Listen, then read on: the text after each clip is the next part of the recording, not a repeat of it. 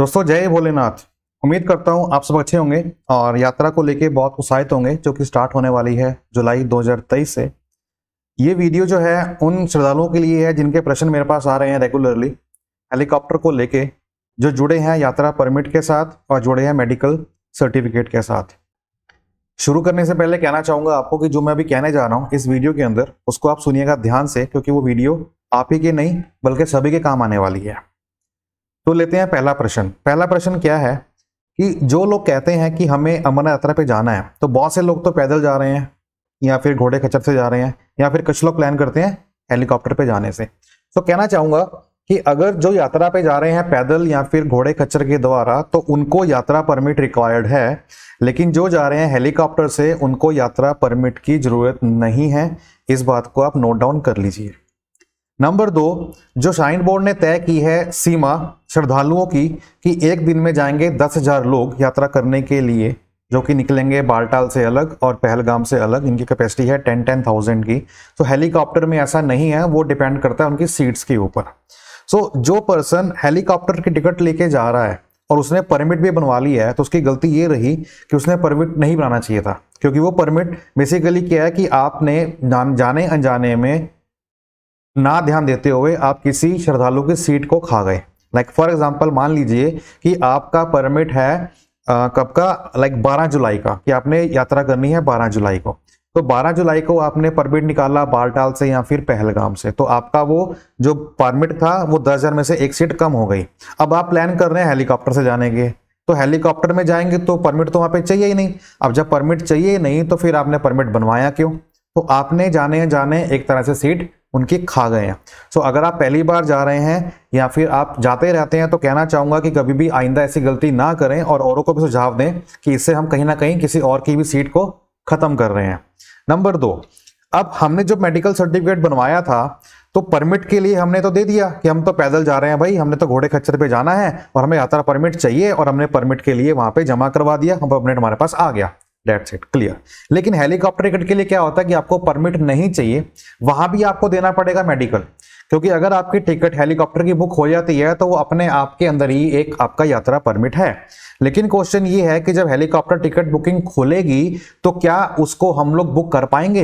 ये भी एक बहुत बड़ा प्रश्न है, क्योंकि बुक करने के लिए बहुत से पैरामीटर्स हैं जो मैं आपके समक्ष आज लेके आया हूं, उनको आप सुनिएगा ध्यान से, जो कि आपके बहुत काम आने वाले हैं। तो पहला पॉइंट, मेडिकल सर्टिफिकेट आपको चाहिए, यात्रा परमिट आपके पास है या नहीं है डज नॉट मैटर। आपको original CHC compulsory health certificate आपको वहां पे प्रोड्यूस करना पड़ेगा जब आप टिकट को बुकिंग करेंगे। क्योंकि लास्ट टाइम जब टिकट बुकिंग ओपन हुई थी, जो मैंने बुक किया था, तो मैं एज पर माई एक्सपीरियंस बता रहा हूं 2022 का, कि जब पोर्टल ओपन होता है तो वहां पे हम लोग टिकट जब बुकिंग करते हैं तो पैसेंजर के पर्टिकुलर एंटर करने के बाद, ID वगैरह सब एंटर करने के बाद कंपल्सरी हेल्थ सर्टिफिकेट अपलोड करना पड़ता है।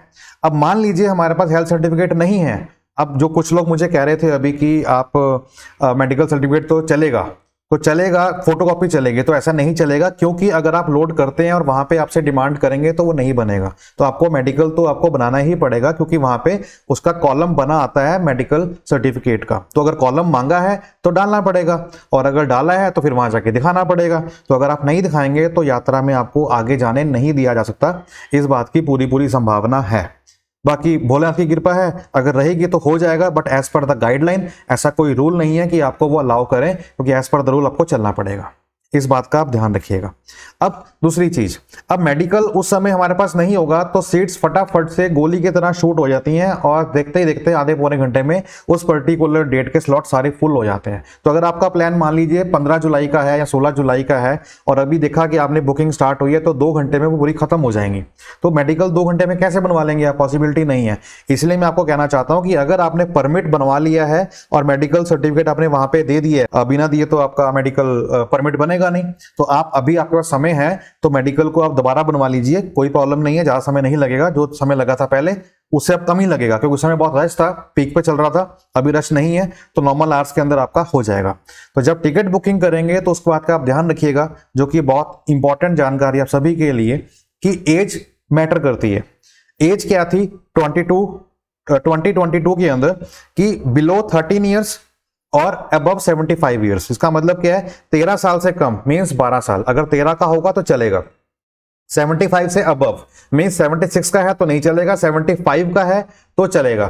जो भी आप हेलीकॉप्टर लेंगे, चाहे वो ले आप पहलगाम से या फिर ले आप बालटाल से, वो आपको उतारेगा पंचतरनी, और पंचतरनी से जो आपका डिस्टेंस होगा वो करीब करीब आपका होगा 5.5 किलोमीटर का, जहां से आपको पैदल जाना है या फिर घोड़े खच्चर के द्वारा जाना है। तो ये थी इंफॉर्मेशन जो मैंने आपको दी है और हेलीकॉप्टर को लेकर। सो कोई भी डाउट अगर आपको लगता है तो प्लीज बेझिझक मुझे आप कॉल कर सकते हैं, मुझे आप कमेंट बॉक्स में कमेंट कर सकते हैं। आपका जो रिप्लाई है मैं डेफिनेटली दूंगा, चाहे वो मैं 1 दिन में दूं, चाहे वो 2 दिन में दूं, डजंट मैटर, कोई प्रॉब्लम नहीं, बट दूंगा आपको जरूर। सो उम्मीद करता हूं वीडियो अच्छी लगी होगी। अगर वीडियो अच्छी लगी है तो अपने दोस्तों के बीच में, खासकर उन लोगों के बीच जो आपके साथ यात्रा पर जा रहे हैं या फिर जो यात्रा से आपके आगे पीछे जा रहे हैं, उनके लिए बहुत इंफॉर्मेटिव होने वाली है, तो उनको आप ये प्रोवाइड करवाएं। और चैनल को सब्सक्राइब नहीं किया तो वो भी कर लें, ताकि ऐसी इन्फॉर्मेशन जो आपको तक पहुंचनी चाहिए, जो कि बहुत यूजफुल है और मीनिंगफुल है, वो आपको समय समय पर मिलती रहे। तो चलिए मिलते हैं। जय भोलेनाथ।